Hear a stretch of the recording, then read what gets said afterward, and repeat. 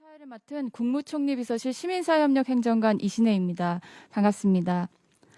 저출산과 고령화는 한국 사회의 가장 중대하며 시급한 문제 중 하나입니다.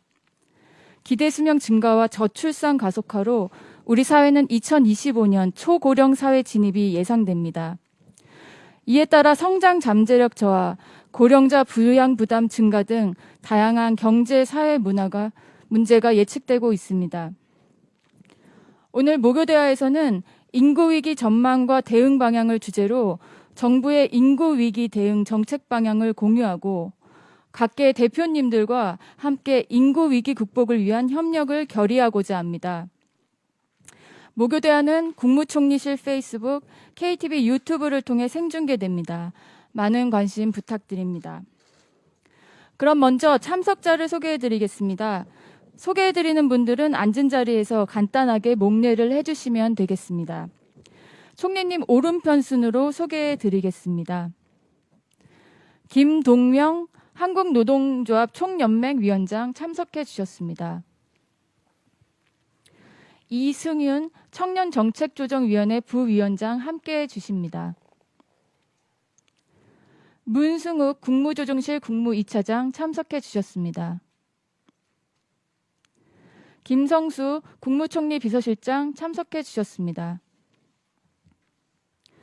우태희 대한상공회의소 상금부회장 참석해 주셨습니다. 네, 반갑습니다. 이동진 전국시장군수구청장 협의회 상임부회장 함께해 주십니다. 네, 반갑습니다. 권태선 시민사회발전위원회 위원장 함께해 주십니다. 안녕하세요. 서영수 저출산 고령사회위원회 부위원장 참석해 주셨습니다. 윤창열 대통령 비서실 사회수석 비서관 참석해 주셨습니다. 안녕하십니까. 김민석 국회 보건복지위원회 위원장 함께해 주십니다. 함께해 주신 모든 분께 감사드립니다. 이어서 정세균 총리님께서 인사 말씀 하시겠습니다. 네, 현재 우리나라는 갈수록 심해지는 초저출산과 빨라지는 고령화로 그동안 경험해보지 못한 인구구조 변화에 직면해 있습니다. 지난해 출산율이 0.92에 불과해서 올해 상반기 출생아 수가 전년 동기 대비 또 9.9%나 감소하는 그런 통계가 나오기도 했습니다. 특히 코로나19의 영향으로 당분간 출산율은 오히려 더 낮아지지 않겠나 이렇게 전망하는 것들이 전문가들의 의견인 것 같습니다. 고령화 문제도 심각합니다. 올해 803만 명인 65세 이상의 고령 인구가 2040년이 되면 2배 이상인 1660만 명으로 증가해서 전체 인구의 34% 이상을 차지할 것으로 이렇게 전망이 되고 있습니다. 이러한 상황이 지속될 경우 국가의 활력은 떨어지고 생산 인구는 감소해서 미래의 성장 동력이 고갈되는 국가적 위기 상황이 닥칠 수도 있다. 이런 걱정이 앞섭니다. 정부는 지난 2006년 제1차 저출산 고령사회 기본계획을 시작으로 인구구조 변화를 늦추기 위한 정책적 노력을 해왔습니다. 그럼에도 불구하고 큰 흐름을 근본적으로 반전시키기에는 역부족이었습니다. 이제는 당면한 사회적 변화에 대응해서 새로운 비전과 대책을 마련할 때라고 생각합니다.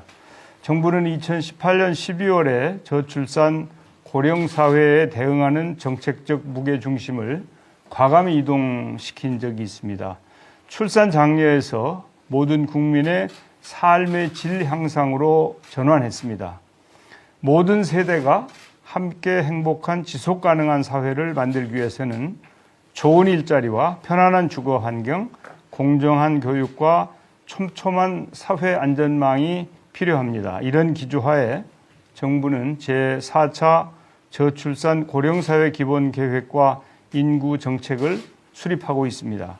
하지만 인구위기 대응과 같은 국가적 의제는 정부의 노력만으로는 한계가 있으며 국민들의 관심과 함께 각계의 지혜와 지원이 필요하다고 생각합니다.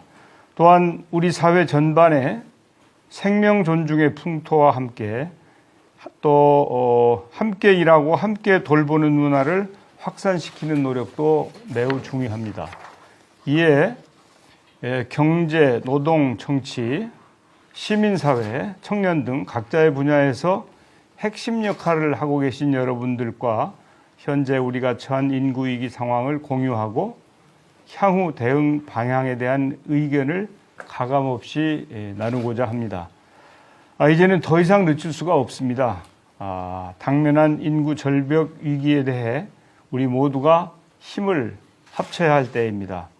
바쁘신 와중에도 참석해 주신 각계 대표님들께 감사의 말씀을 드리며 오늘 이 자리에서 그간 추진해온 정부 정책에 대한 아쉬운 점이나 앞으로 추진해야 될 필요가 있는 제안들을 허심탄회하게 말씀해 주시면 정부에서 정책을 수립하고 추진하는 데 크게 도움이 되리라고 생각합니다.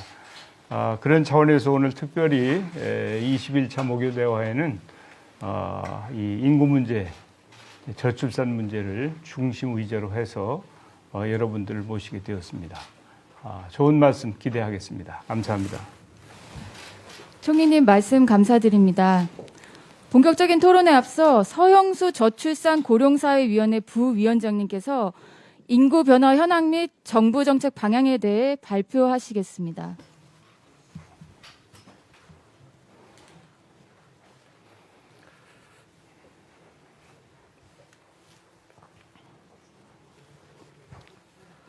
예, 반갑습니다.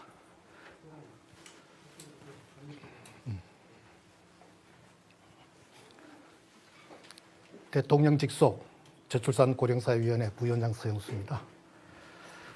우리나라의 가장 큰 문제이자 가장 어려운 문제인 저출산 고령사회 의제를 오늘 목요 대화에 올려주시고 초청해 주신 총리께 먼저 감사드립니다. 일단 인구 위기, 인구 재난 실상과 거기에 대한 우리 정부의 정책 방향에 대해서 일단 간략하게 설명드리도록 하겠습니다. 먼저 저출산 부분입니다.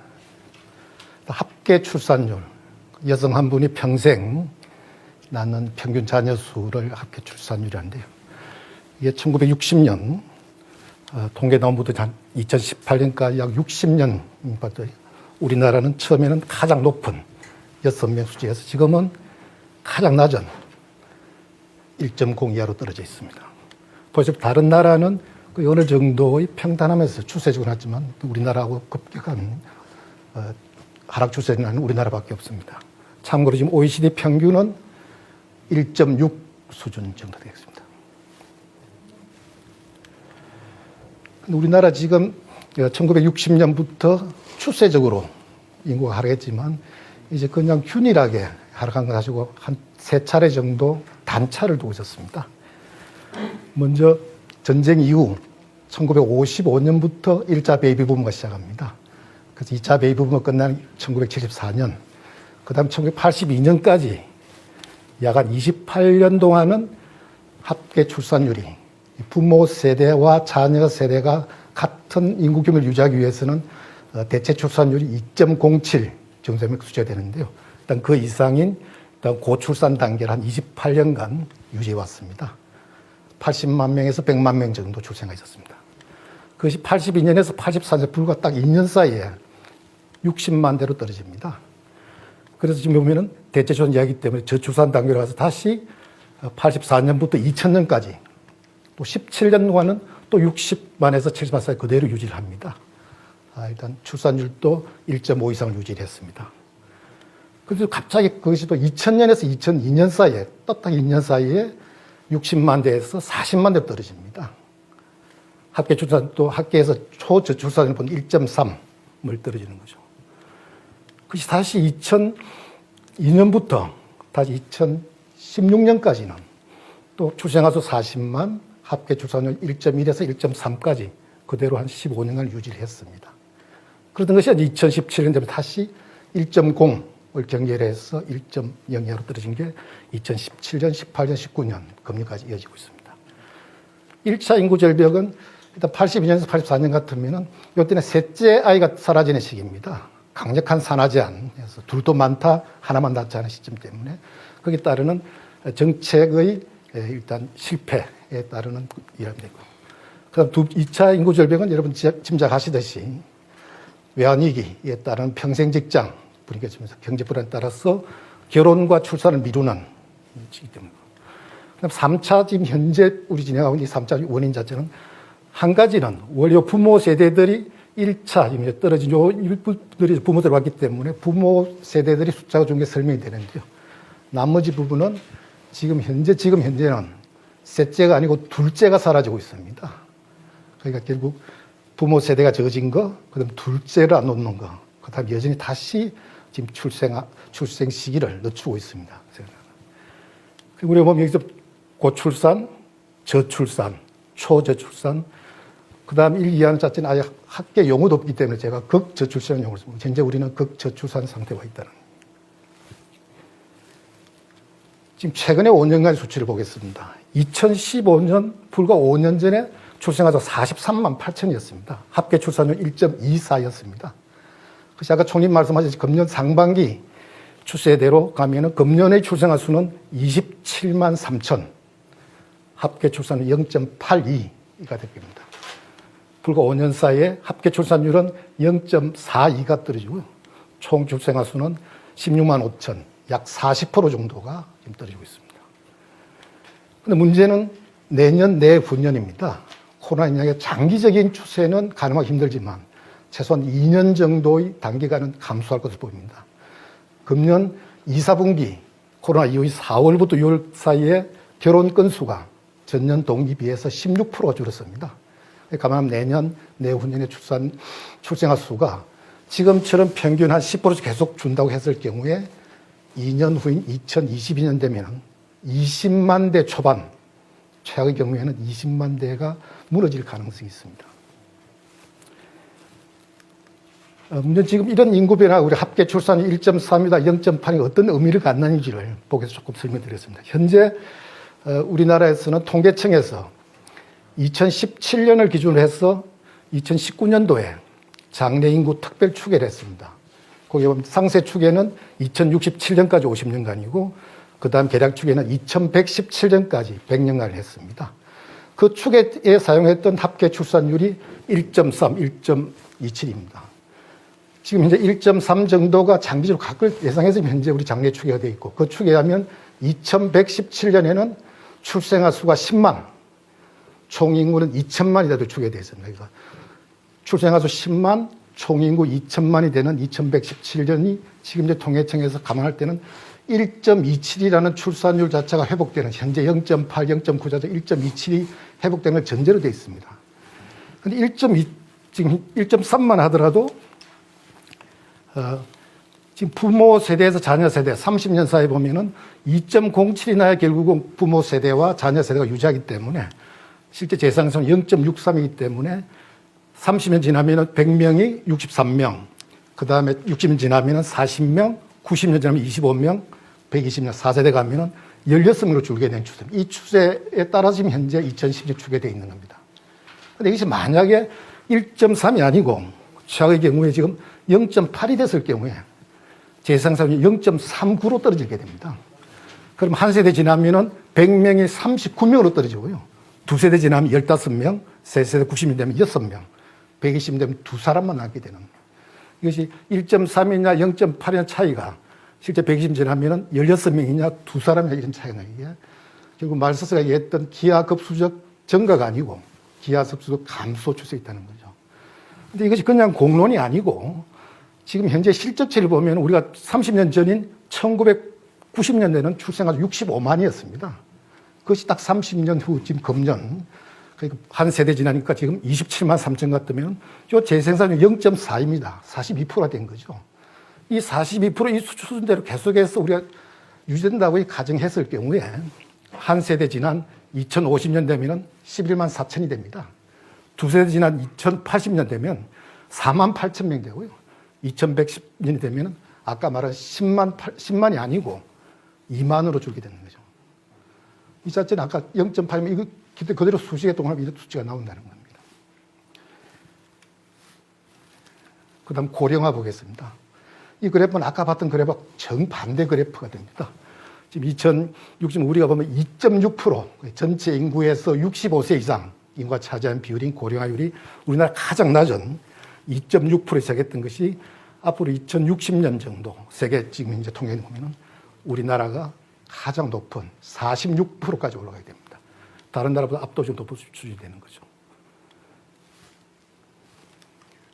근데 문제는 이 추세 자체가 앞으로 지금 20년 끌어 했을 경우에 지금 현재 아까 총리님 인용했던 자료를 그대로 설명드릴겠네요.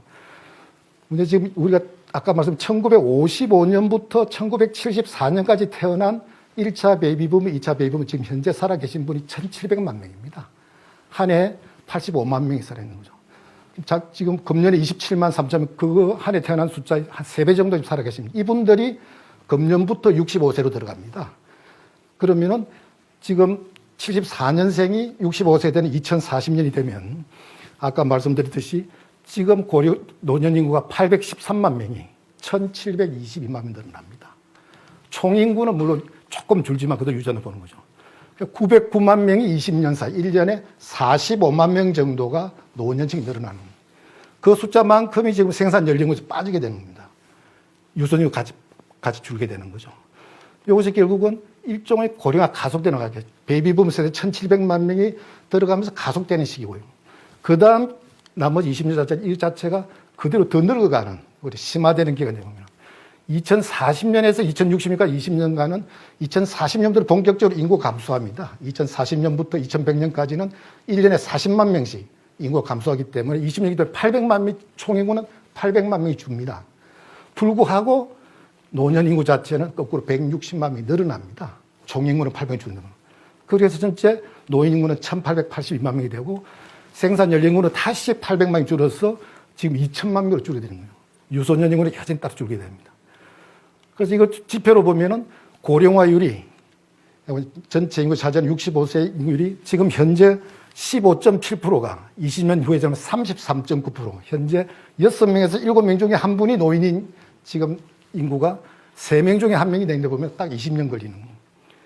그 다음에 10년 동안은 고령화율은 떨어지지만 점점 심화되는 부분이고요.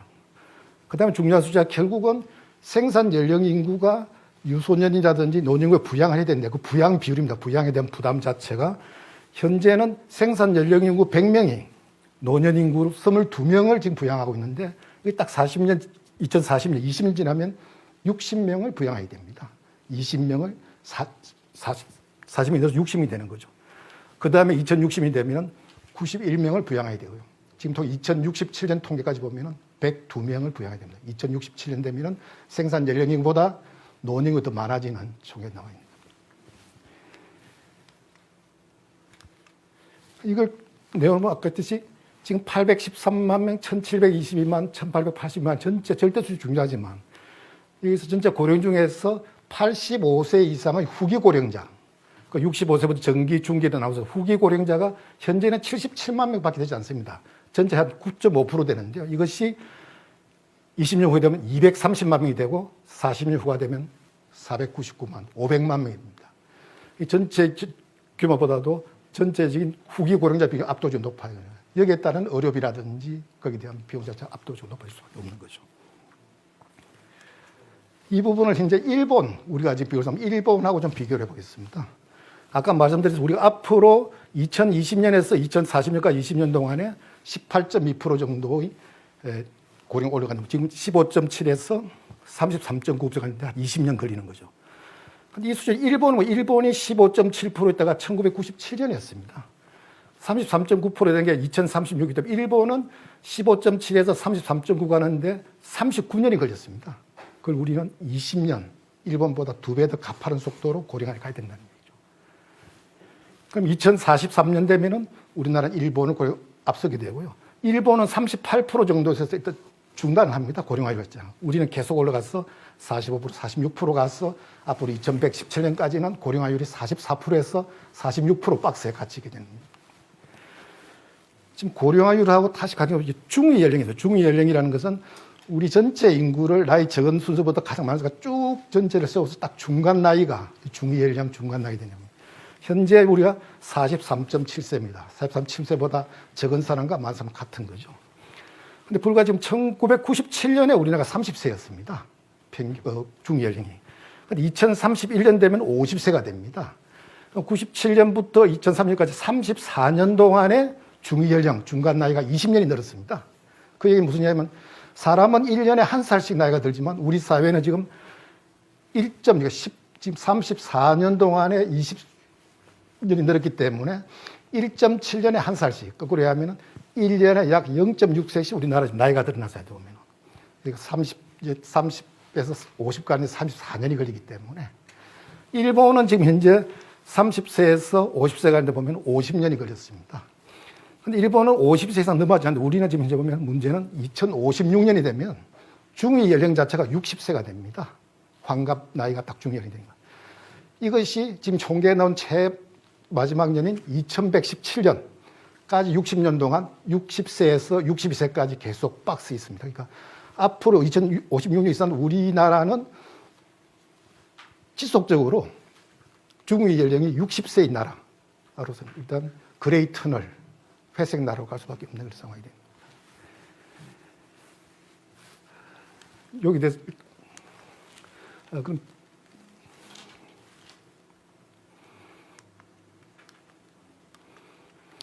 그럼 일단 저출산과 고령화에 대한 현상을 설명드리고 거기에 대한 정책 방향에 대해서는 간략하게 설명드렸습니다. 일단 출산이라는 행위 자체에서 보면은 전체적으로 출산에 영향을 주는 제약 요소거나 기회 요소 자체가 굉장히 다층적이고 복합적입니다.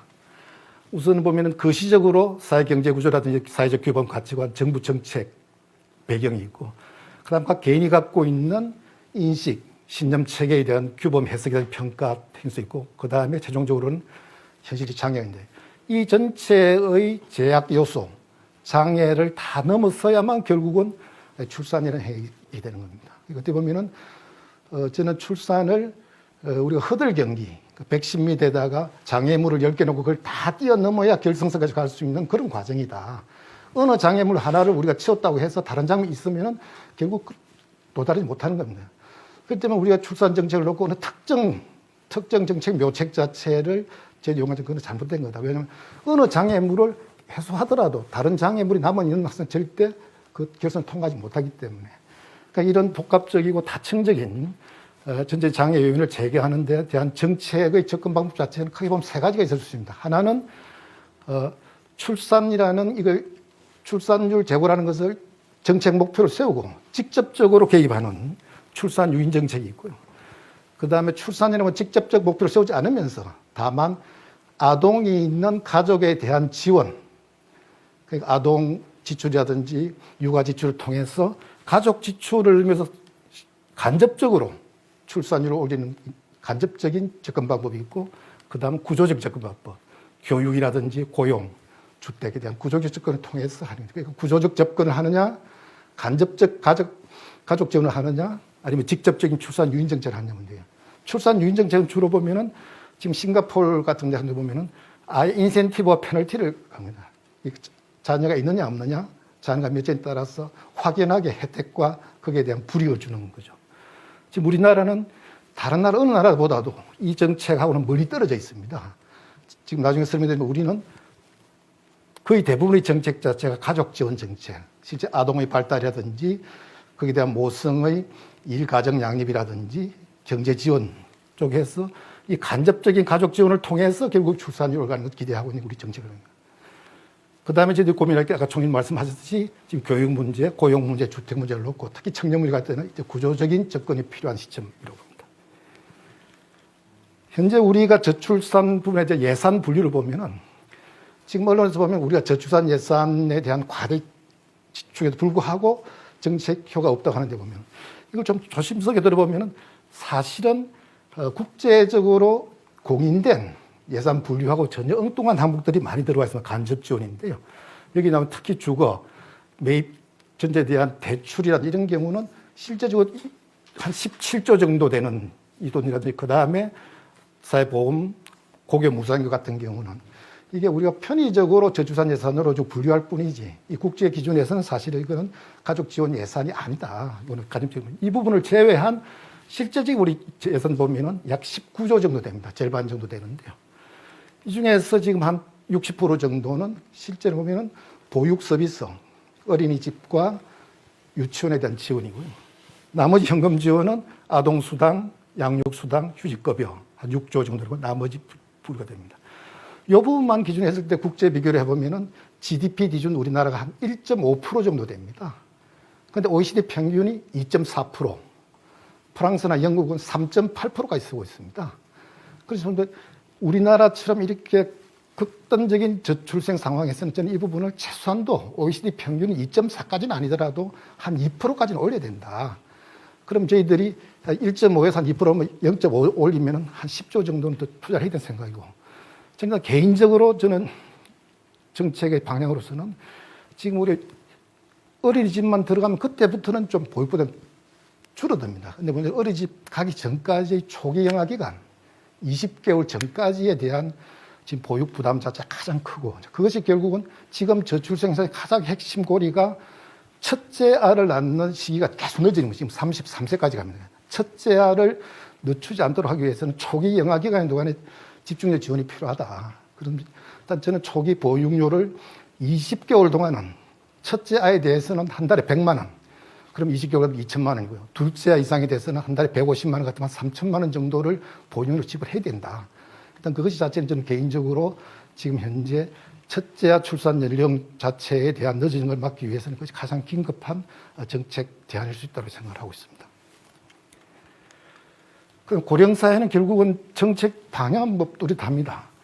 결국 부양청인 생산 연령 인구와 피부양청인 그 유소년 노년 인구의 비례가 지금 현재 깨져서 오는 문제이기 때문에 여기에 대한 생산력과 소비력 자체를 균형을 잡아줘야 됩니다.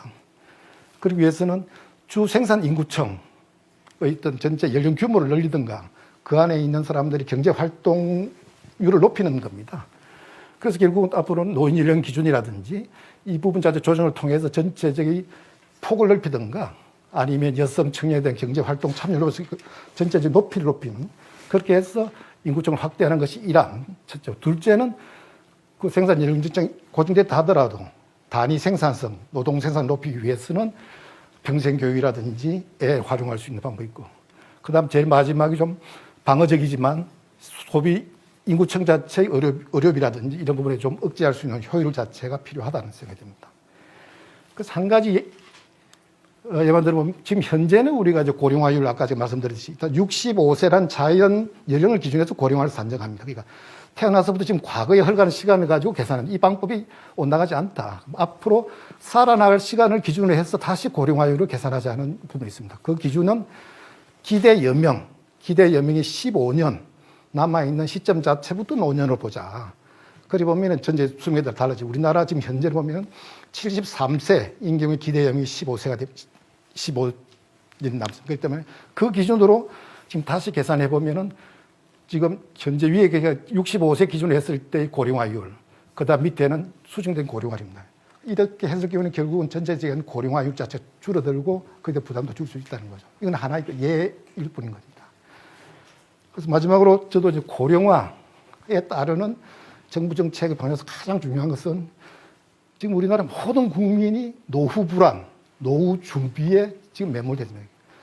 진짜 100세까지 다 사시는 줄 알고 있습니다. 실제 지금 현재 우리 평균 기대 수명 자체가 한 82세, 아무리 그래도 90세가 늘어나지는 않습니다. 거기에 대한 이 무한정의 노후 불안, 노후 준비 자체에 대해서 어느 정도 해방을 시켜줘야 내부 적극적인 활동도 가능하고 사실 소비 진작이 되기 때문에 끝나는 어느 상한선, 어느 선 이상 자체에 대해서는 개인의 맡길 것이 아니고 이건 사회국가가 책임져야 된다. 그래서 아까 제가 말씀드렸듯이 85세 이상 되는 후기 노년층에 대한 노후 자체는 저는 국가가 책임질 때가 됐다. 그럴 수밖에 없는 게 지금 85세 이상 되면은 전체 50% 정도가 경증, 인지장애증, 치매가 옵니다. 50% 정도가 85% 치매 결국 앓게 되고요. 그 다음에 85세 거의 절반 정도는 단독 가구, 독거 가구가 됩니다. 그럼 그 부분 자체를 의료가 됐든 주가 됐든 개별적으로 대응하는 건 집단적으로 대응할 수밖에 없는 상황이 오면은 저는 하여튼 85세까지는 개인이 책임지고 노후 준비를 하더라도 85세가 넘은 경우에는 일단 그 형편이 안 될 경우에는 그건 국가 책임져야 된다. 그렇게 해야 그 어떤 주거라든지 그다음 의료, 생계까지 책임져 준다. 그럼 결국은 모든 사람들이 막연하게 노후만 불안할 것이고 어느 정도의 거기에 대한 한도를 가지고 그렇게 했을 경우에 우리 고령사에 대한 불안, 거기에 대한 준비, 우리 경제 자체의 활성화도 있던 충분한 대안이 될 수 있다는 거. 아까 이 부분은 개인적인 의견을 말씀드리고 고령사회위원회의 공식 의견을 말씀드리겠습니다. 예, 이상 설명 마치겠습니다.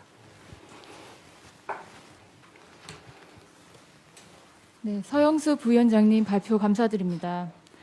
지금부터 우리나라의 인구 위기 전망과 대응 방향에 대해 각계 대표님들과 자유 토론을 진행하겠습니다. 자유 토론은 총리님께서 진행해 주시겠습니다. 예, 우리가 저출산 고령 사회가 본격화되고 있다고 느끼고는 있습니다만은 아마 우리 서영수 부위원장님의 발표를 보시면서 더 많이 놀라시지 않았을까 그런 생각이 듭니다.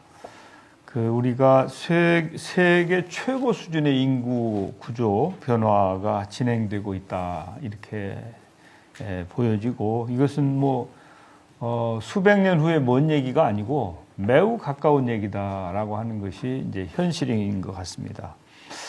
그래서 이런 인구 위기에 대응을 하는 것은 선택의 문제가 아니고 생존의 문제다 이렇게 봐야 될 것 같습니다. 그래서 다른 어떤 문제보다도 우선적으로 이 대책을 마련해야 될 분야가 바로 이 분야가 아닌가 이렇게 공감이 될 것 같습니다. 그래서 오늘 참석해 주신 분들의 말씀을 좀 들어보겠는데요.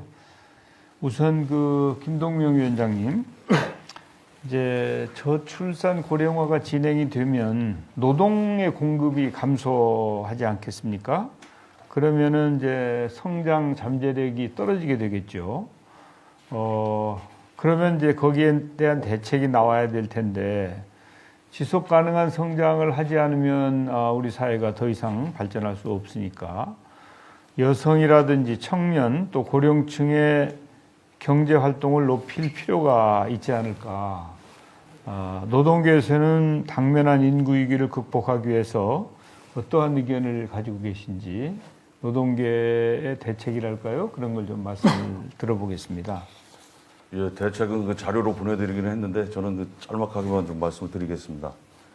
먼저 저출산 고령화 문제가 심각한데 이를 해소하기 위한 정세균 총리님을 비롯한 정부의 대응과 노력은 좋은 평가를 할 수 있다고 생각을 합니다. 그러나 현실을 보면은 여전히 출산율은 심각하게 더 낮아지고 있고 초고령 사회를 향한 그 시기에는 더 빨라지는 이런 좀 현실에 있는 것 같습니다. 저는 총리님께서 출산 장려에서 국민의 삶의 질 향상으로 정책 전환을 해야 된다는 말에 좀 격하게 좀 공감을 하고요. 자연의 생태계에서도 어떤 서식지가 파괴되거나 환경이 급격하게 나빠지면 개체수가 줄거나 멸종에 이르기도 합니다. 또 어떤 자연의 생태계에서도 균형을 잃게 되면은 포식자나 잡아먹히는 종이나 같이 멸망하는 경우가 많습니다. 그래서 포식자도 지나치게 포악해지거나 지나치게 욕심을 부리거나 사냥 기술을 너무 단련하면 자기 자신도 위험에 처하게 된다고 생각을 합니다. 저는 현재 노동이 처해 있는 현실을 좀 봐야 한다고 생각합니다. 꼭 출산 문제를 장려하기 위한 문제가 아니라 하더라도 현재 가장 중요한 문제는 일자리가 부족하다는 거고 특히 청년의 일자리, 양질의 일자리가 부족하다는 게 심각한 문제라고 생각합니다. 또 하나는 많은 사회에 영향력이 있는 사람들, 정책을 집행하는 사람들이 노동을 존중한다는 표현을 늘 쓰는데 제가 노동자로서 받아들이기에는 경쟁을 통해서 효율적으로 생성되는 노동의 가치에 탐욕을 부릴 뿐 정작 그것을 만들어내는 그 노동자에 대한 그런 배려와 존중이 그 너무나 부족한 거 아닌가 이렇게 생각합니다. 구태연한 얘기일지 모르지만 지금 이 굉장히 이런 그 문명 사회에서도 노동을 하다가 죽는 사람들 속출하잖아요. 위험한 노동. 그리고 최저임금 그 먹고 살기 힘든 사람들 그 임금 조금 올리려고 그러면 벌떼처럼 공격하잖아요. 그 저임금 헐감 노동. 그리고 현장에서 일할 때 노동자도 자기가 하는 일에 대해서 자부심을 가지고 자기에 대한 어떤 그 보람을 갖고 노동을 해야 되는데 억압된 그런 환경에서 완전히 자기 비애를 느끼면서 그 모멸적 노동을 하고 이러한 상황에서 내가 행복하지 않은데 내가 사랑하는 자식을 낳고 싶은가요? 상당한 고통이 따를 텐데요. 그런 문제가 있어서 저는 우리 사회가 이제는 그런 공감대를 형성해야 한다고 생각합니다. 노동자의 그 삶을 향상시키고 권리를 확대하는 것이 노동자만의 문제나 노동자만을 위한 문제가 아니라 아까 말씀하셨듯이 저출산 고령화 문제를 떠나서도 이 사회가 지속 가능하고 정말 활력 있는 사회가 되고 정말 비정하고 이런 사회가 아니라 함께 살아갈 만한 그런 따뜻한 사회가 되려면 그런 건 사회가 같이 공감대를 형성하고 특히 영향력 있는 이 사회의 지도자들이 그런 사회 분위기를 형성하는 노력을 해야 한다고 생각합니다. 그렇게 형성된 분위기를 법과 제도로 확고히 하고 또 법을 운영하는 정부는 그런 법과 제도의 틀 안에서 정말로 사회적 약자들이 제대로 보호받을 수 있도록 엄격하게 그런 것을 집행해야 한다고 생각합니다. 가령 삼성 이런 문제만 보더라도 노동자들이 조그만 권리를 위해서 노동자 하나 만드는 것을 금권의 힘을 이용해서 그렇게 제압하고 이런 것에 대해서 삼성이 나쁜 게 아니라 그런 거에 우리 사회가 다 침묵하고 이런 것은 굉장한 문제가 있다고 생각합니다. 정리를 좀 하겠습니다. 저는 노동 문제에 있어서도 특히 노동 내에서도 약자인 여성 노동자들의 문제. 그래서 양성평등 이게 반드시 사회적으로도 그렇고 노동의 조건으로서도 그렇고 빠른 시일 내에 정말로 정서가 될 수 있도록 좀 노력해야 할 것 같고요. 또 노동시장 내에서도 권리도 인정 못 받고 제대로 된 대가도 인정 못 받는 열악한 노동자들의 문제를 법과 제도를 통해서 또 어떤 정책을 통해서 반드시 좀 해소할 필요가 있다고 생각합니다. 마지막으로 아까 생산 가능 인구 말씀하셨는데 어떤 통계 보니까 2065년인가요? 50% 이하로 생산 가능 인구가 줄어든다는 그런 자료를 봤는데 지금 한국노총에서도 조사를 해보니까 실제 정년은 법정 정년은 60세지만 주된 일자리에서 떠나는 연령이 55세 이렇게 조사가 되고 있고요. 몇 년도죠? 1919년 통계청 자료를 보니까 49%대 이렇게 돼 있거든요. 그래서 생산 가능 인구가 줄어드는데 한창 일할 수 있는 사람조차 노동시장에서 이렇게 조기에 떠날 수밖에 없는 이런 것을 좀 해소할 필요가 있고 지금 굉장히 예민한 시기고 해고자들이 이제 많이 생겨나고 참 이 사회가 지금 팬데믹으로 인해 가지고 굉장히 어려운데 정년 연장 문제 제기하면 상당히 어려운 문제이긴 합니다.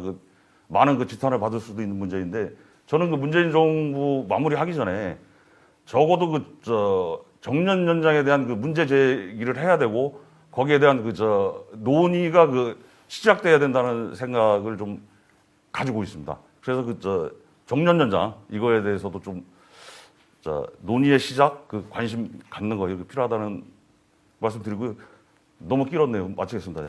예. 근본은 노동 존중에서부터 출발해서 여러 가지 다양한 정책이 구사돼야 된다고 하는 취지의 말씀이신 것 같습니다. 우리 모두가 평소에도 생각하는 그런 문제들이죠. 다음에는 우리 대한상의 상근 부회장으로 계신 우태희 부회장님한테 질문하겠는데 인구가 감소하면은 내수가 위축되지 않습니까? 그리고 고령화가 되면은 이제 인력 수급도 여러 가지 불균형이 많이 생기는 그래서 그런 것들을 우려하고 있는 그런 상황일 텐데 경제계에서는 이제 이런 문제들을 어떻게 전망하고 또 어떤 대비를 하고 계신지 좀 말씀해 주십시오. 예, 오늘 초청해 주셔서 감사드리고요. 경제계에서는 지금도 인력 수급 문제가 가장 큰 어려움 중에 하나고요. 앞으로 이런 인력 수급 불균형이 더 악화될 것으로 좀 걱정을 하고 있습니다. 구체적인 수치 말씀드리면은 경제활동 인구가 앞으로 5년 뒤인 2026년부터 이제 감소하다 보니까 신규 인력이 누계로 2028년까지 39만 명, 그리고 기술 인력 14만 명 더하면요, 약 53만 명 정도가 2028년 부족하다는 그런 통계가 지금 장기적으로 전망이 되고 있습니다. 그리고 또 특히 우리는 미스매치가 굉장히 심합니다. 그러니까 청년 실업률이 7.7%인데 구직난을 겪고 있고요. 또 중소기업은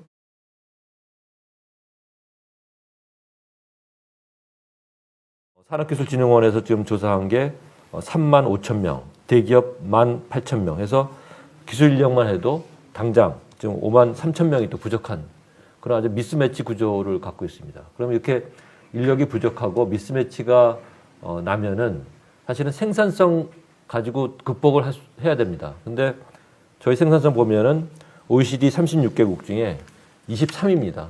아직도 갈 길이 멀고요.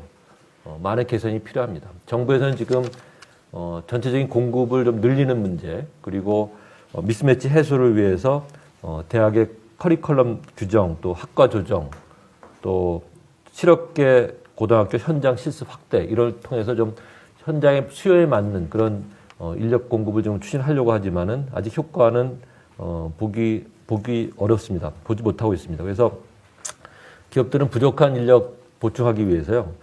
대기업들은 지금 공장 자동화, 또 중소기업들은 스마트 공장 도입해서 좀 뭔가 좀 효율적으로 하려고 그러고 있고, 또 뿌리 산업 같은 경우는 외국인 근로자 활용해서 그 부족한 부분을 지금 메꾸고 있는데, 그러다 보니까 전체 매출액 중에 인건비 비중이 아직도 11%, 10% 수준을 계속 좀 유지를 하고 있습니다. 큰 부담이 되고 있고요.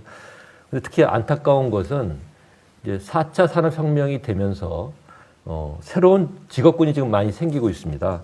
예를 들어서 데이터 사이언티스트, 또 클라우드 관리자, 또 사이버 보안 설계자, 이런 것들이 소위 말하는 우리 IBM의 CEO 지니 로페티가 말하는 화이트 칼라도 아니고 블루 칼라도 아닌 뉴 칼라, 이런 직업들인데, 이런 직업군의 사람들은 지금 기초적인 교육도 못 받고요. 전부 다 기업이 부담을 해서 교육 훈련을 시켜야 되는 그런 나쁜 상황에 지금 처해 있습니다. 그래서 제가 두 가지만 좀 건의를 드리겠습니다. 첫 번째는 사실 우리 같은 스몰 이코노미에 이렇게 많은 산업 많이 하는 그런 나라가 없습니다. 그리고 그 산업들이 지금까지 버텨왔던 거는 저희 인력이거든요. 사람들이 있었기 때문에 버텨왔는데, 그래서 산업 기술 인력 공급을 좀 더 정책 프라이어티 좀 높이고, 또 컨트롤 타워를 정해가지고 확실히 좀 공급될 수 있도록 좀 부탁을 드리고요. 두 번째는 이제 코로나19 저희가 이제 재난 기본소득이라든지 이런 것들을 이제 경기 활성화를 위해서 계속 공급을 해왔는데, 사실은 단기 경기 부양 효과밖에 없습니다. 그래서 사실 다음번에 이런 기회가 있으면은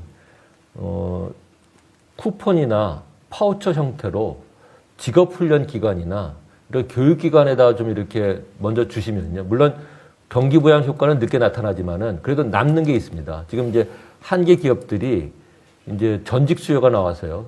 빨리 기술자들 새로운 기술을 배워야 되고요. 또 코딩 기술 배워가지고 AI 또 4차 산업혁명에 가야 되는데, 이분들 지금 사실 직업훈련 수요가 계속 많고 있고, 또 기존의 조직원들도 재교육하는 그런 수요가 큽니다. 저희가 계산해 보니까 한 3천억 원을 투입하면은 4개월간 25만 명 직업 교육을 시킬 수가 있습니다. 6천억 투입하면은 한 50만 명 교육시킬 수가 있거든요. 그래서 앞으로 좀 이 직업 훈련 쪽에 좀 많은 투자를 좀 해서 이런 쪽에 좀 산업기술 인력이 좀 원활히 공급될 수 있도록 좀 건의를 드립니다. 감사합니다. 예, 한쪽에서는 일자리가 없다고 하고 한쪽에서는 사람이 없다고 하고, 이제 미스매치와 참 매우 어려운 과제가 되고 있는 것 같은데, 하여튼 사람을 좀 잘 키우고 교육시켜야 된다고 하는 말씀인 것 같습니다. 이제 국회 쪽의 말씀을 좀 들어봤으면 좋겠는데요. 우리 김민석 국회 보건복지위원장님이 와 계신데, 이제 저출산 고령화 그리고 또 인구가 감소하는 것, 이건 뭐 피할 수 없는 현실이 된 것 같은데, 계속 해오던 얘기인데, 뭐 지금이 이 충격을 최소화하기 위한 뭐 마지막 기회다 이렇게들 얘기한 지가 오래됐는데, 진짜로 마지막 기회, 막다른 골목에 와 있는 것 같은데, 좀 우리 위원장님 보건복지위원회 맡으신 지는 얼마 안 되셨지만 평소 정책에 대해서 고민을 많이 하시니까 한번 좋은 말씀 좀 해주시죠. 사실 저는 다른 분들 말씀을 다 듣고 좀 말씀을 해도 저희 국회에서 좀 이런저런 말씀을 들어서 종합하는 데 도움이 될 것 같다는 생각인데, 예. 그렇지만 뭐 총리님 말씀 주셨으니까 이따가 또 하셔도 돼요. 예, 몇 가지 말씀드리겠습니다. 이 문제가 제일 중요한 문제라고 봅니다. 근데 결론적으로 말씀드리면 저는 기존의 방식대로 안 된다고 보고 있습니다. 그리고 이 문제는 인구가 줄는데 어떻게 늘리냐의 문제가 아니라 어떤 사회로 갈 거냐의 문제로 봐야 된다. 우리가 산하 제한 해봤는데 문제가 있다고 나온 거잖아요. 그 다음에 저출산에 대해서 돈을 쭉 부었는데 안 늘었잖아요. 옛날에 뭐 쌀밥 잡곡밥 이거 해봤다 저거 해봤다 했는데 결과 보니까 그랬잖아요.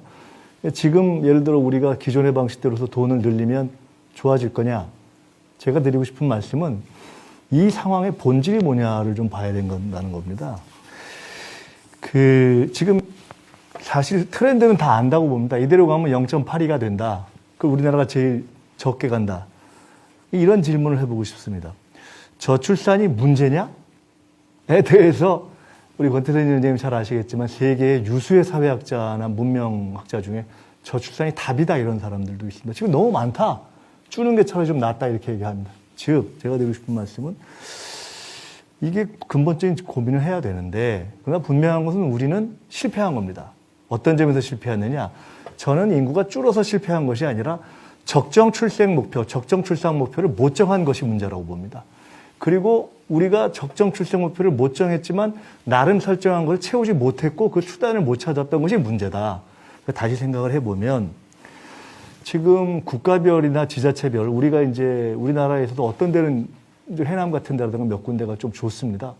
국가적으로 뉴질랜드가 괜찮고 또 어디가 괜찮고 뭐 그런 게 있습니다. 근데 프랑스 같은 경우가 대표적으로 돈을 많이 쓴 경우인데 생각만큼 늘지는 않습니다. 결론적으로 얘기하면 우리가 엄청나게 투자하면 이 문명의 변화 속에서 아이를 옛날에 5명, 4명 낳는 쪽으로 갈 거냐? 저는 안 간다고 봅니다. 그러니까 이걸 전제로 하고 봐야 됩니다. 그래서 그럼 여기의 핵심은 우리가 생각하는 저출산 고령화 정책은 어떤 사회로 갈 거냐의 문제입니다. 저는 개인적으로 이런 생각을 하고 있습니다. 앞으로 우리 사회는 싱글 장수 공동체로 간다. 즉 1인 가구가 가장 다수를 점하는, 근데 한 10살에서 20살 정도의 우리가 알던 사람끼리 한 7, 80년을 사는 그런 공동체로 갔다. 이게 우리 사회의 모습이다.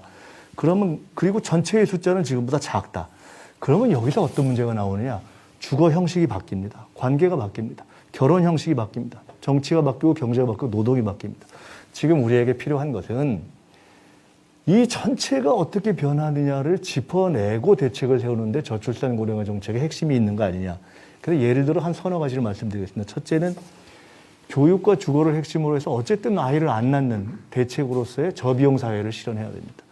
두 번째로는 고용보험이라든가 이 평생학습 국가로의 전환을 해야 됩니다. 아까 그 경총에서 말씀하신 것처럼 굉장히 공감을 했는데 저희가 지금 당이나 뉴딜 이야기하면서 결국은 국가가 이제 평생학습 국가로 전환해야 된다는 얘기를 하고 있어서 재난지원도 평생학습 바우처 방식을 말씀해 주시니 굉장히 공감을 했습니다. 그리고 무엇보다 중요한 것은 인구학적 전망을 해야 됩니다. 지금 이게 준다라는 얘기를 뛰어넘어서 전체가 어떻게 될 거냐 하는 그림을 저는 사실 저출산 고령화위원회나 총리실에서 주도하셔서 국가 비전의 가장 핵심적인 부분으로 그림을 그려주고 국민들한테 쉽게 설명을 해줘야 됩니다. 이것이 제일 핵심이다라는 생각을 하고요. 그런 점에서 전망이 어떻게 되고 우리가 살 행복국가의 모델은 뭐고, 그렇게 하면 사실은요. 인구가 줄지만 죄송하지만 남북을 합치면 1억 정도가 되는 상황이 올지도 모르고 또 이민 문제가 어떻게 될지 모르고, 지금 인구가 줄는데 그렇다고 해서 그러면 저 일자리가 모자랄 거냐? 그거 없어도 어차피 AI로의 전환이 일어나서 지금 문제가 있기 때문에 이런 것들을 좀 복합적으로 보고 또 하나는 고령화에 따른 정년의 철폐 문제 같은 것이 불가피하게 나옵니다. 그래서 이런 것들을 저는 지금은 문제의 재정의, 목표의 재정의, 그리고 그거한 수단의 재정의가 필요한 시점이라고 보고 아까 논의했던 기존 방식으로서의 예산을 투자를 늘리는 부분들은 아마 그중에 일부분이 되지 않겠는가라는 생각이 들어서 국회에서는 지금 보건복지위원회도 그렇고 이런 부분에 대한 비전에 한번 재검토 토론을 할 생각이고요. 총리실 또 이렇게 중심으로 하는 정부와 국회가 2040년, 45년까지 장기 전망. 제가 저출산고령위원회 말씀을 미리 좀 들었는데 우리가 인구 추계와 사회 변화에 대한 전망을 5년 계획 외에 한 적이 별로 없다더라고요. 한 10년, 20년 이 전체 사회가 어떻게 변할까 전망하는 것이 저는 저출산고령위원회의 첫째 과제가 되는 것이 아닌가라는 생각을 하고 그에 맞춰서 정치, 경제, 사회, 문화, 인구, 노동 정책까지를 한번 좀 손봤으면 좋겠다는 생각을 드립니다.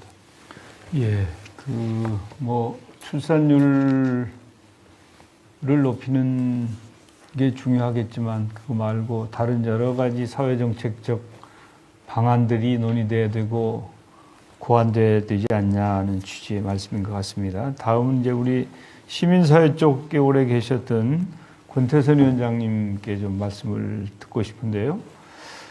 사실은 이제 저출산 고령사회에 대비하기 위해서 2006년부터 15년 동안 정부가 노력을 해왔습니다. 아까 우리 서영수 위원장님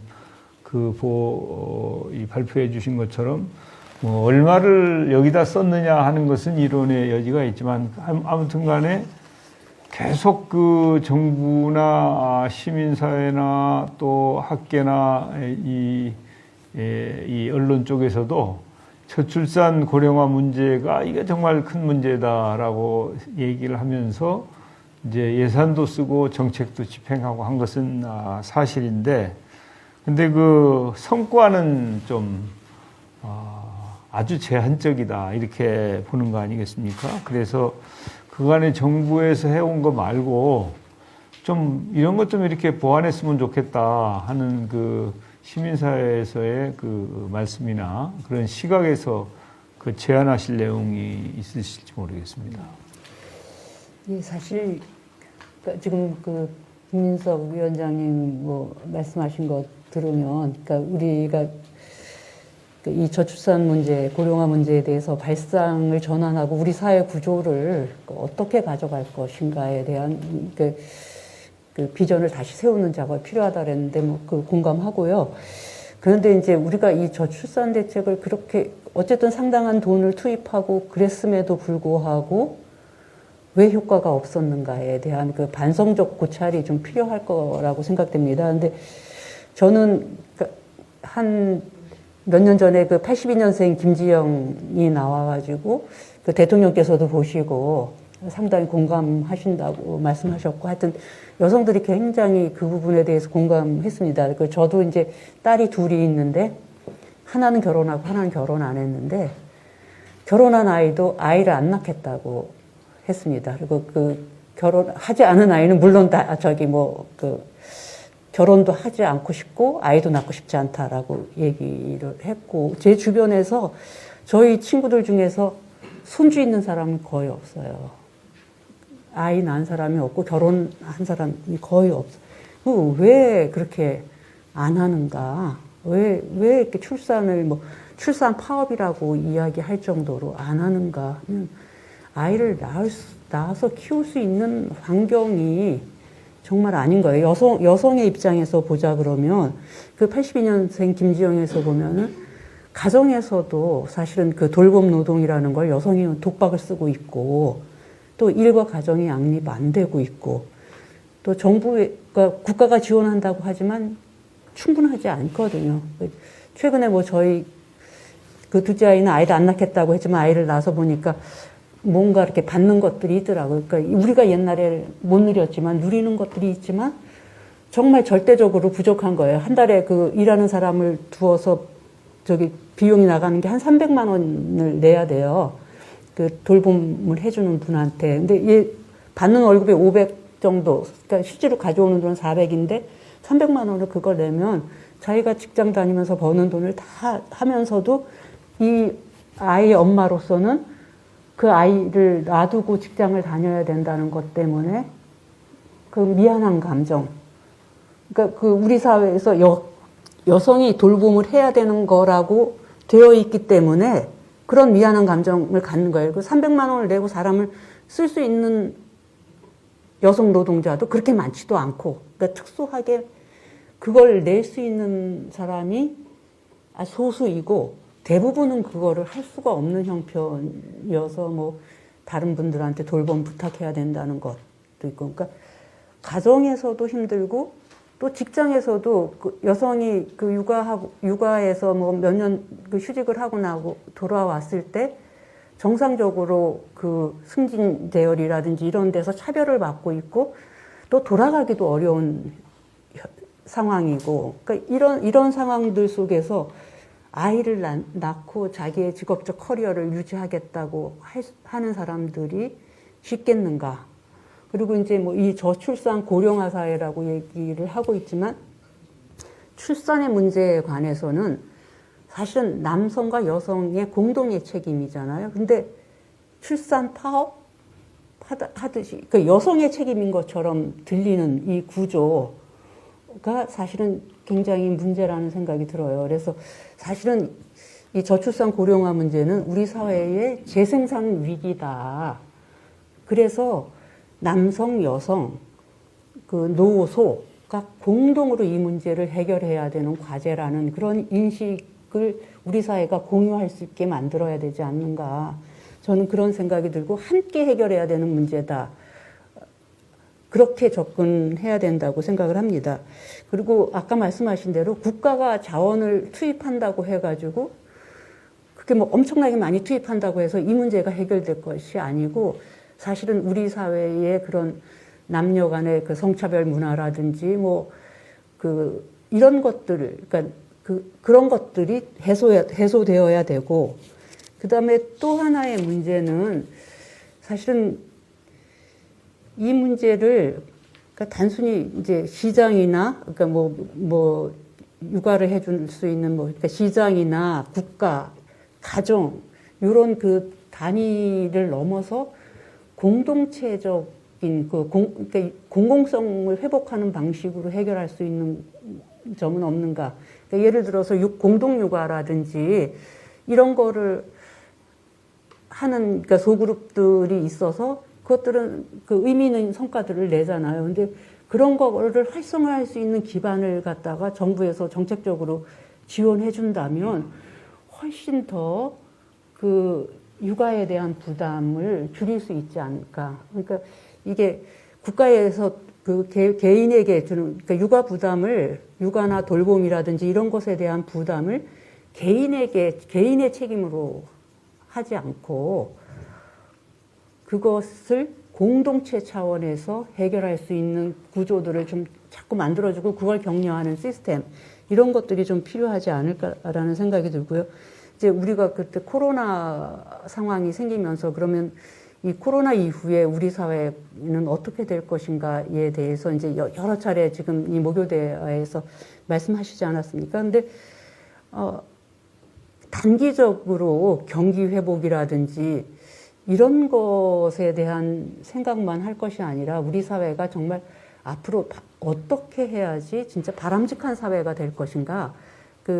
아까 총리님께서 처음 말씀하실 때 이 그 저출산 고령화 대책을 출산장려 정책에서 우리의 삶의 질을 개선하는 정책으로 전환했다. 이렇게 말씀하셨는데 그렇다고 하면 이 코로나라는 상황이 그 극단적인 자본주의의 그런 경쟁 체제라 그럴까, 뭐 하여튼 생태도 파괴하고 하는 이런 체제의 산물이라면 그런 것들을 좀 완화하는 그 공동체성을 확대하는 이런 사회 구조로 좀 바꿔나가는 장기적 전망을 그 정부에서 가지고 그걸 보여주고 같이 이렇게 시민사회와 협력해서 그런 것들을 만들어내 나가야 되지 않겠는가. 그러니까 총리님 여기다가 왜 그거 달고 다니셨잖아요. 예. 그 코로나 위에 그 보건 노동자들 감사합니다 하는 걸 가지고 있었는데 실제로 돌봄 노동이라고 하는 이 부분이, 그러니까 우리 삶을 정말 지탱하게 만들고 가장 필수적인 노동인데 그런 노동에 대한 그 가치를 인정하지 않잖아요, 우리 사회에서.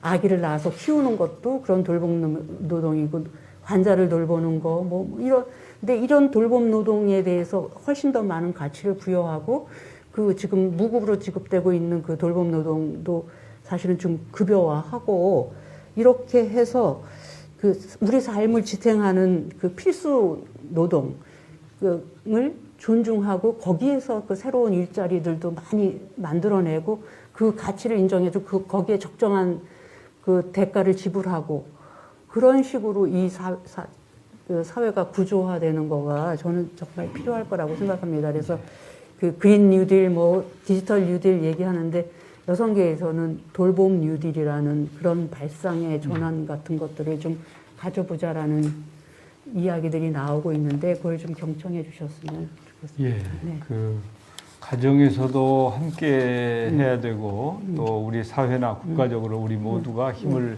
합치지 않으면 방법이 없겠다, 이런 걱정이십니다. 그 우리 이동진 구청장님이 나와 계신데, 이게 이제 이렇게 저출산 고령화가 되고 또 수도권의 인구가 집중되고 있지 않습니까? 그렇게 되면은 향후 30년 내에 전국에 228개 지자체가 있는데, 그 중에 42.5%인 97곳의 지자체가 소멸 위기에 직면할 거다라고 하는 연구 결과가 있지 않습니까? 그 우리 구청장님은 시군구협의회 그 상임 부회장이신데, 이런 위기에, 지방 소멸의 위기에 대해서 어떻게 대처해야 된다고 생각하시는지 좀 말씀해 주십시오. 네, 오늘 저출산 고령화 문제와 지방 소멸의 문제는 서로 다른 문제가 아니라고 생각을 합니다. 하지만 또 다른 측면이 또 있다고 생각합니다. 그래서 이제 총리님께서 말씀하셨다시피 올해 말씀하신 통계는 이제 작년 통계고, 올해는 12개의 시군이 고령화 위기 지역으로 또 확대가 됐습니다. 그래서 228개, 세종시나 제주를 빼면은 226개로 저희는 기본 기초단체 숫자를 보고 있는데, 거의 50%에 가까운 지역이 소멸 위기에 처한 것으로 이렇게 되어 있습니다. 그러니까 105개니까요. 올해 통계는. 왜 이렇게 됐는가는 물론 저출산의 영향도 크죠. 그리고 수도권 중심의 그런 오랫동안의 정책이 지속되면서 나타나는 문제이겠습니다만, 근데 이제 이걸 어떻게 극복할 거냐 하는 문제는 사실은 중앙정부가 그동안에 해왔던 그런 대책의 연장만으로는 쉽지 않을 것이다 라는 생각을 합니다. 예를 들면 우리 사회의 가장 큰 문제가 고령화, 저출산 문제이기도 합니다만, 또 양극화의 문제도 있습니다. 근데 이것들이 개인이 게을러서 내지는 노력을 안 해서 어려운 삶을 사느냐, 전혀 그렇지 않거든요. 또 마찬가지로 지역 소멸의 문제도 지방정부나 지역의 사람들이 능력이 없어서 그런 건가? 그건 아니라고 생각하거든요. 매우 구조적인 문제고 장기적으로 고착화된 그런 결과라고 생각을 합니다. 왜 이런 말씀을 드리냐면, 지역 문제의 해결, 이거 역시 중앙정부가 지원을 해야 되지만, 지역 스스로의 자생력을 가질 수 있는 여건과 그 제도를 만들어 주어야 가능하다고 생각합니다. 이 모든 거의 절반에 가까운 소멸 위기를 맞고 있는 이 지역을 중앙정부가 모두 지원을 해서 위기를 벗어나게 할 수 있는 방법은 없는 것이기 때문입니다. 따라서 지금 내년이면은 지방자치가 부활한 지가 이제 30년이 되는 해인데, 아직도 우리는 지방자치를 하고 있는가를 자문해 볼 때 매우 부끄러운 상황이라고 생각합니다. 대통령께서 자치분권에 관한 의지가 다른 정부에 비교할 수 없을 만큼 크다는 거 잘 알고 있고, 그 결과로 지금 21대 국회에 그 지방자치법 전부 개정안이 지금 상정이 돼서 처리 전망이 지금 밝다고 생각합니다. 주님께서 더 관심을 가져주셔서 신속하게 이 법안이 좀 처리가 될 수 있었으면 좋겠고, 이런 말씀을 드리는 것은 지방정부가 권한과 이 재정을 갖고 스스로가 극복할 수 있는 어떤 힘을 갖고 노력하는 그런 여건이 기본적으로 갖춰줘야만 된다. 저는 그런 측면에서 말씀을 1차적으로 자치분권의 강화라는 측면에서 말씀을 드리고 싶습니다. 이 문제 관련해서 뭐 하루 1, 2년이 사이에 만들어진 게 아니기 때문에 오랫동안 논의가 있어 왔고요. 최근에만 해도 4대 지방 협의회가 있습니다. 광역과 기초지방정부 그리고 광역의회, 기초의회, 4대 지방 협의회와 정부의 파트너라고 할 수 있는 자치분권위원회랄지 균형발전위원회, 또 저출산 고령사위원회, 또 농어촌 특별위원회, 이렇게 해서 4개 지방협의회와 정부기관이 8개 기관이 협의를 해서 논의된 내용들이 있습니다. 거기에 근거해서 몇 가지만 좀 말씀을 드리도록 하겠습니다. 첫 번째는 지금 지방소멸 위기 대응 특별법안을 제정을 하자, 이런 논의를 해왔습니다.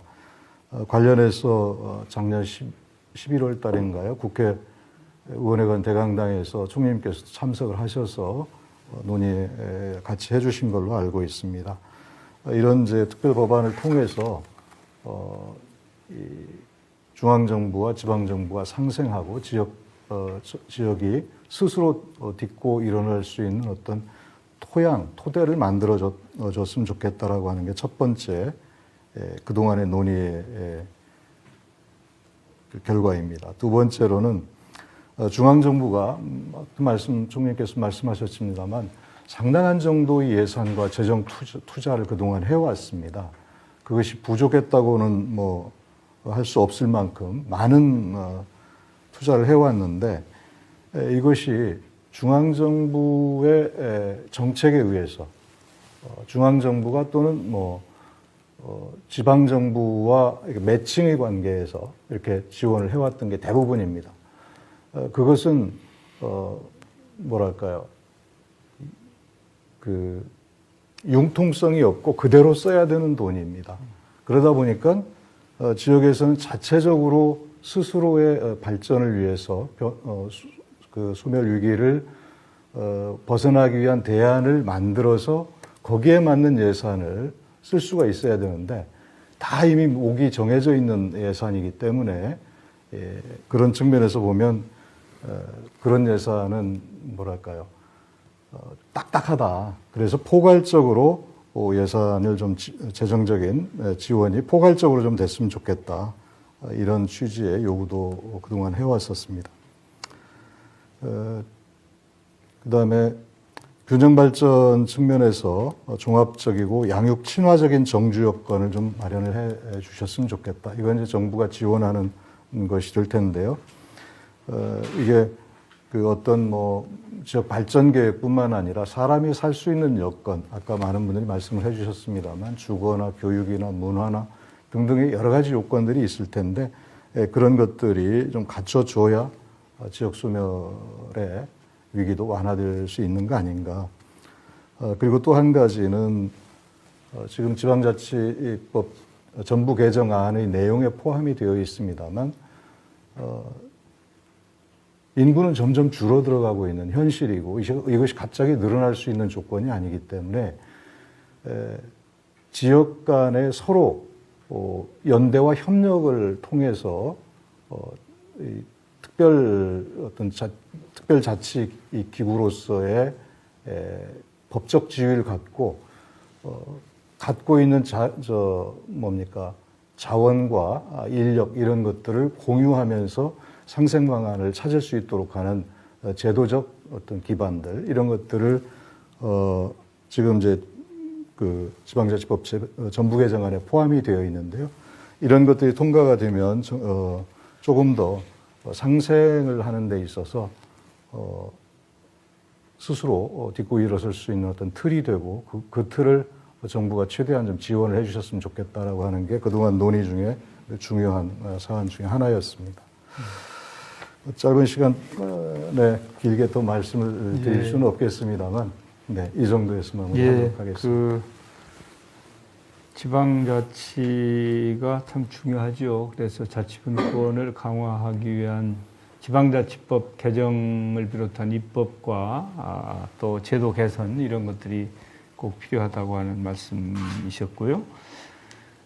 지금 이제 지난 9월 달에 청년정책조정위원회가 출범을 했는데 제가 위원장이고 이 자리에 오신 그 이승윤 교수님이 그 부위원장이세요.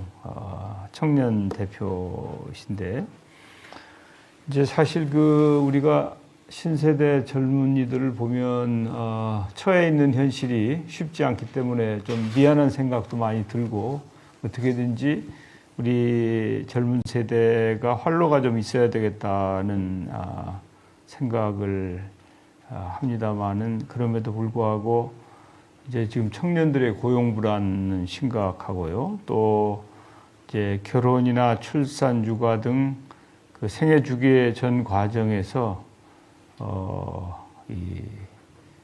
이 청년들의 고용 불안이 장애물로 이렇게 등장을 하니까 이 악순환, 선순환이 되는데 악순환이 되고 있는 게 아닌가 싶습니다. 그래서 그 우리가 청년과 미래 세대를 위해서는 어떤 준비를 해야 될 것이라고 생각하는지 우리 이승민 부위원장께서 좀 말씀해 주십시오. 네, 감사합니다. 먼저 이 자리에 초대해 주셔서 감사드립니다. 출생률을 제고하는 방향이 아니고 삶의 전반을 나아지게 하는 정책 방향으로 간다고 이제 정부의 방향이 그동안 그렇게 되어 왔다고 말씀을 하셨는데 제가 이제 막 올해 40이 돼서 사실은 청년이 법적으로는 아니긴 합니다만 제가 느끼기에는 그리고 제 생각에 많은 청년들이 느끼기에는 여전히 청년을 도구적 관점에서 보고 있다라는 생각이 드는 게 사실입니다. 그래서 출생률 제고 내지는 경제 성장을 위한 인력을 만들어낸다 이런 느낌이 계속 들고 어떤 국민의 삶이라든가 청년의 삶을 어떻게 나아지고 행복하게 할 것인가에 대한 어떤 전환적인 정책 방향이 있다, 새로 만들어졌다라고 전혀 보이지가 않습니다. 제가 생각하기에 인구가 감소하고 있고 고령화가 진행되고 있다, 그 자체가 위기라고 생각되지 않습니다. 문제는 이렇게 빠르게 이루어지고 있는데 우리 사회가, 우리 제도들이, 그리고 문화가 그만큼 빠르게 가지 않고 있기 때문에 여기에서 부정합이 일어나는 것입니다. 이 부정합에서 발생할 수 있는 것은 사각지대 문제가 생기고 불행한 사람들, 불행한 청년들이 생긴다는 게 문제고 이미 여러 사각지대의 적신호에서 청년 관련 지표들이 이제 청년 관련한 지표들에서 여러 적신호가 나타나고 있다고 보여집니다. 예를 들어서 청년은 언제나 건강하니까 어떤 일이든 할 수 있어서 고생을 사서라도 한다. 이렇게 말이 일전에는 사용될 수 있었지만 사실은 사서라도 고생을 하고 싶은데 그 기회조차 없는 청년들이 많이 있는 것입니다.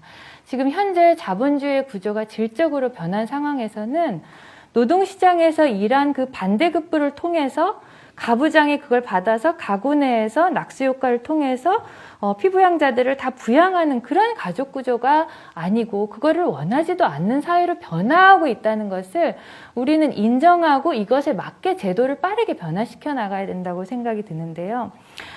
아까 우태희 부회장님께서도 청년 실업률을 말씀하셨는데 한 높게는 8%까지는 말을 할 수 있지만 청년의 확장 실업까지를 보면은 23% 정도까지가 책정이 될 수가 있어요. 이거는 1시간이라도 일을 하면은 취업으로 간주가 되거나 아니면 그동안 구직 활동을 하는 청년들만 실업으로 책정이 되지만 사실은 좋은 일자리에 들어가기 위해서 학원을 다니기 위해서 아르바이트를 하는 청년들 이런 식으로 상당히 모호한 이런 청년들이 많이 있거든요. 특히 비경제 활동 인구가 청년층에서 증가했다는 거, 쉬었음으로 대답하는 인구가 청년층에서 증가했다는 것은 우리는 이 한국에서 특히 많이 보여지는데 이거에 주목할 필요가 있는데 현재 청년 관련된 공적 이전 어떤 그런 투자는 상당히 약한 부분이 많고 일자리 정책만 하더라도 3조도 안 되는 예산들이 있습니다. 아까 이미 말씀하셨지만 그동안 사적으로 교육이나 숙련 이런 것들을 해결하고 가구에서 해결하거나 청년들이 해결하고 이런 상태에서 또 불안정하고 예측 불가능한 노동시장으로 부채를 가지고 진입을 하게 되는 것이죠. 그러니까 청년들의 입장에서는 예측 가능성이 좀 있어야지 가구를 좀 형성을 하고 아이를 낳아볼 수 있는 어떤 계획을 해볼 수 있는데 이 불확실성의 시대에서는 단기적으로 그 어떤 것도 계획할 수가 없는 것입니다. 그래서 이런 전반적인 예측 가능성을 높여야 된다라는 생각이 들고요. 한국의 혼인율 자체는 문화적 배경으로 인해서 OECD 평균에 비해서 월등히 높습니다. 근데 출산율은 최저, 아까 말씀해 주셨지만 0.98 정도가 그 자체 수치보다도 또 1 아래로 내려간 국가가 없습니다. 이거는 뭐 도시국가인 마카오 정도가 있을 수 있겠지만은 이렇게 울트라 출생률로 내려간 것은 지금 이미 학계에서도 한국은 왜 저럴까 공부를 하고 있을 지경으로 특이한 이런 현상이 일어나고 있는 것인데요. 여기에 더해서 여성의 교육 수준은 OECD 중에서 최상위권인데 여성 취업률은 낮고 경력 당전율은 지속적으로 계속 높은 것입니다. 이 수치 자체가 말해주는 것보다 여기에 내재되어 있을 수많은 불만, 억울함, 그 다음에 이로 나타나는 남녀 갈등, 그 다음에 공정에 대한 여러 가지 생각들, 양극화 현상을 고려하면은 이거는 단순한 인구 구조의 문제를 넘어서서 한국 사회는 심각한 사회적 지속 가능성의 문제를 가지고 있다고 봅니다. 그래서 저는 솔직히 말씀드려서 외람되지만 이런 결의물이 어떤 의미 있는 변화를 가지고 올 수 있을까 좀 회의적인 생각이 듭니다. 이게 인구구조 변화가 위기인데 청년들이 더 취업을 해야 되고 소득 활동을 해서 경제개발에 기여를 해야 되고 출산율을 높여서 인구수를 유지해야 된다는 관점이 만약에 여기 계신 분들도 다 그렇게 생각하셔서 위기라고 이해하신다면은 청년들이 만들어갈 한국 사회 지속 가능성을 기대해 보기는 좀 한계가 있지 않을까 하는 생각이 들어요. 여기다 한 개 제가 더 말씀드리고 싶은 것은 생태 위기, 생태적 지속 가능성도 계속해서 같이 고민해야 된다는 것입니다. 인구 구조 변화와 함께 중요한 위기인 지구의 지속 가능성은 청년 세대가 지금 그 결과를 온몸으로 미세먼지 등 여러 환경 오염으로부터 경험하고 있고 또 이 청년 세대의 자녀 세대인 미래 세대가 경험할 문제가 됩니다. 그래서 이런 인구 구조 변화에 따른 어떤 예를 들어서 농어촌, 고령화 문제를 이렇게 하나씩 해결한다기보다는 이런 경우에는 청년 대상자를 선발해서 귀농을 장려하는 이런 방식의 정책이 있을 수 있겠지만은 이제는 청년들이 생태적 관점에서도 지역사회에서 어떤 새로운 활동을 할 수 있을까 이렇게 장을 만들어주는 방향으로 가야 된다고 생각합니다. 이런 경우에 청년의 일자리 정책, 생태주의 기반의 환경 정책, 그 다음에 농어촌 고령화 문제를 해결할 수 있는 문제 이런 여러 가지들을 함께 고려할 수 있는 전환적 상상력이 필요하다고 생각합니다. 저는 이제 청년과 생태주의가 만나야 된다고 생각합니다. 그냥 마지막으로는 청년이 더 이상 도구적 관점에서 간주가 되거나 어려움이 입증돼서 수혜의 대상이 되어야 하는 대상이 아니라 정책을 설계하고 또 특히 앞으로의 이 지구 지속성까지를 고민해 나가는 어떤 주체화, 그래서 사회적, 생태적, 모든 지속 가능성을 함께 고려한 청년 정책이 만들어질 수 있었으면 좋겠고요. 같이 고민해 주셨으면 좋겠습니다. 네, 감사합니다. 예, 우리 미래의 주인공들이 매우 아픕니다. 그러니까 그 부모 세대도 아플 수밖에 없지요. 하여튼 같이 고민해야 될 것 같고요. 우리 청와대에서 윤창열 사회수석이 와 계신데, 이제 우리 사회나 경제의 지속 가능성이 매우 중요하다고 우리가 모두가 공감을 할 텐데, 이런 인구 위기에 대해서 제대로 대응하지 못한다면 지속 가능성을 확보하기는 어려운 거 아닌가 하는 생각을 아마 다 하게 될 텐데, 각계 대표님들의 말씀을 들었는데, 그 인구 위기 극복을 위해서 우리가 뭘 어떻게 했으면 될 것인지 한번 고견을 좀 말씀해 주십시오. 오늘 각계 대표분들께서 많은 좋은 의견을 주셨습니다. 그런데 인구 문제뿐만 아니라 지금 양극화라 지역 문제, 노동의 문제, 그리고 청년의 문제, 산업 인력의 문제, 또 생태 위기까지 지금 말씀을 주셨는데, 거기 더해가지고 그 김민석 위원장님 같은 경우 우리 사회의 지향성에 대해서도 말씀 주셔서 굉장히 어려운 화두의 말씀을 주셨습니다. 일단 저희 저출산고령사회위원회하고 저희 총무실 같이 협력을 해서 내년 시작되는 제4차 저출산 고령사회 기본 계획에 이런 문제를 어떻게 저희 반영할 수 있을까 좀 고민을 더 하도록 하겠습니다. 오늘 발제에서 우리나라가 그 위기가 굉장히 도드라지게는 보이지만 그 위기는 우리나라만의 문제는 아니고 각 나라들이 각 정책들을 많이 하고 있습니다. 우리나라도 지금 굉장히 많은 정책을 펼치고 있고, 이번 정부 들어서도 지금 돌봄 확대하고 아동수당 만들고, 그리고 또 그 난임 지원을 한 여러 정책들을 했습니다. 그렇지만 이제 들어간 예산이나 노력에 비해서 그렇게 이제 결과가 좀 미흡한 상태에 있습니다. 그래서 아까 김민석 위원장님은 실패했다고 말씀을 하셨고요. 우리 권태선 위원장님도 반성적 고찰이 필요하다고 그렇게 말씀을 주셨습니다. 매달 저희 그 출산 관련 통계가 발표되고 있는데, 올림픽 기록도 아닌데 매달 그 기록을 경신을 하고 있습니다. 그래서 더욱 죄송스럽다는 생각도 들고 있습니다. 그렇지만은 이렇게 위기가 지속되면서 저희가 위기에 무응각해지고 있는 게 아닌가, 그리고 정책이 소용없다는 그런 인식이 확산되는 게 아닌가 하는 생각도 들고요. 논의만 무성하면서 그 절실함 같은 게 좀 사라지고 있다는 그런 위기감도 좀 들고 있습니다. 그 같은 이제 돌봄 정책을 저희가 추진을 하더라도 이게 그 예산을 같이 많이 투입을 해도 그 여건 정책이 어떻게 이제 받아들이고 현장에서 수립되냐, 이거는 노동계, 그다음에 산업계, 경제계 등에서 어떻게 대처해주고 인식을 또 받아주시느냐에 따라서 이게 굉장히 같은 정책이라도 효과가 달리게 나타날 수 있다고 생각합니다. 저는 정책 무용론에 대해서는 좀 경계를 해줬으면 좋겠다는 생각을 하고요. 계속 정책을 개발하고 그러하는 노력은 계속 지속돼야 된다고 생각합니다.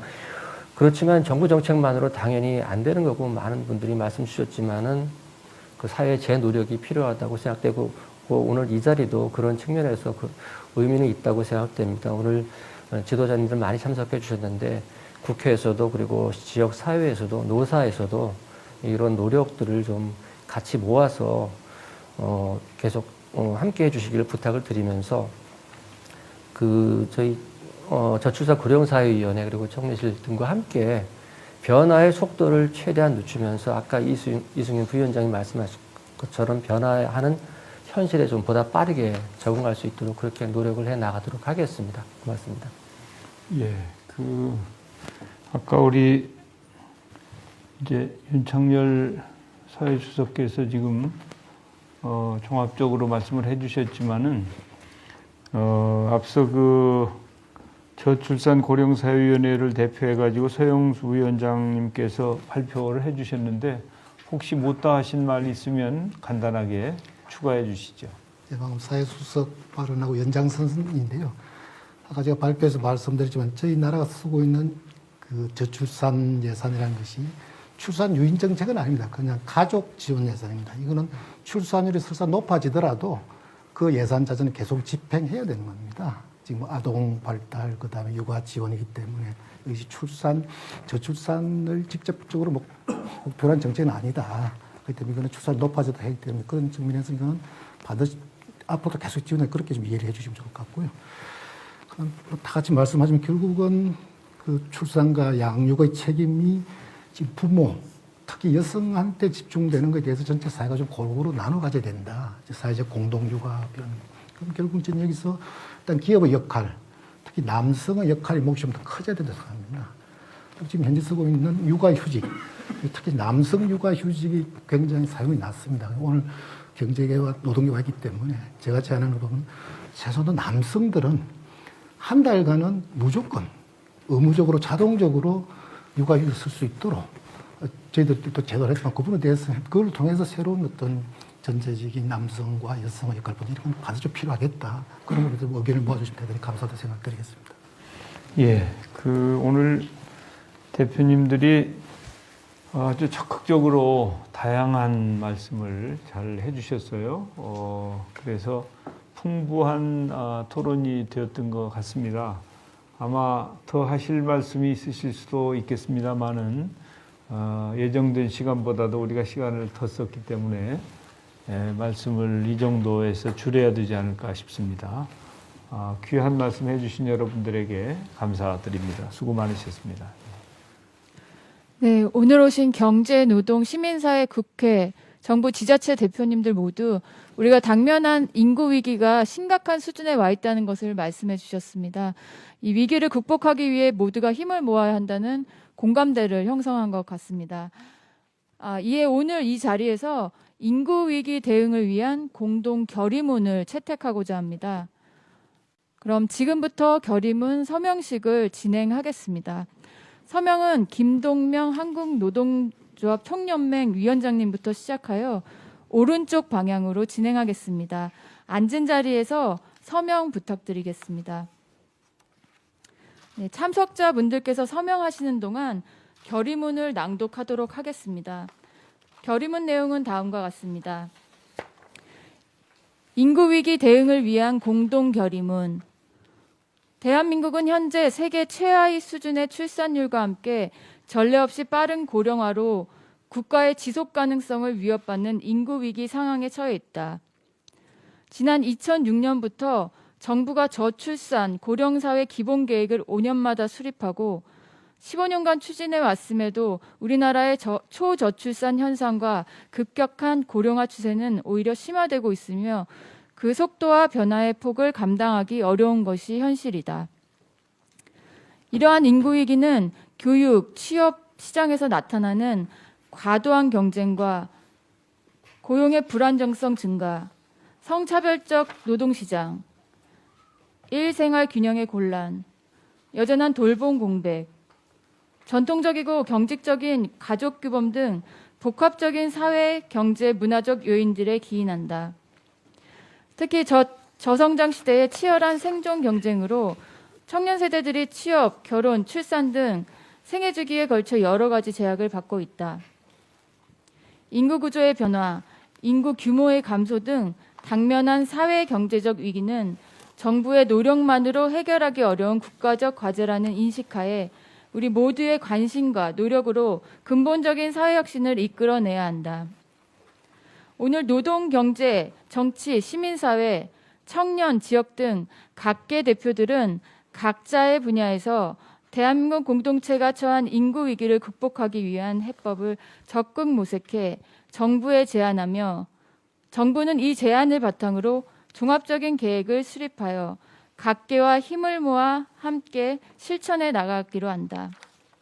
2020년 10월 15일 국무총리 정세균, 시민사회발전위원회 위원장 권태선, 한국노동조합 총연맹 위원장 김동명, 국회 보건복지위원회 위원장 김민석, 저출산고령사회위원회 부위원장 서영수, 대한상공회의소 상금부회장 우태희, 전국시장군수구청장 협의회 상임부회장 이동진, 청년정책조정위원회 부위원장 이승윤, 대독. 네, 오늘 결의문 서명을 시작으로 우리 사회의 인구 위기를 슬기롭게 극복하고 지속 가능한 대한민국으로 거듭나길 기원해 봅니다.